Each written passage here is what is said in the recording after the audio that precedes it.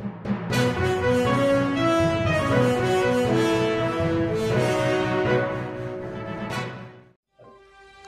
सोलापूर न्यूजमध्ये आपल्या सगळ्यांचं स्वागत।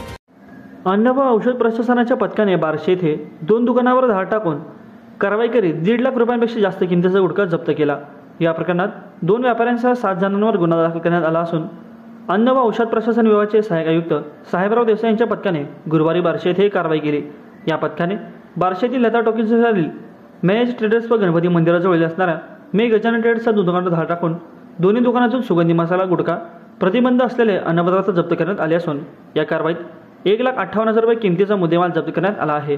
या प्रकरणात रिजवान रहमान तांबोळी व किरण शंकर कल्याणी या 2 दुकानदारासह इतर 5 व्यक्तींवर बार्शी पोलिसांनी गुन्हा नोंदवून करण्यात आला असून ही कारवाई अन्न सुरक्षा अधिकारी चन्नवीर स्वामी व उमेश भुसे यांच्या पथकाने केली। माझं सोलापूर न्यूज या यूट्यूब चॅनलला सबस्क्राईब करा आणि बेल आयकॉन प्रेस करायला विसरू नका।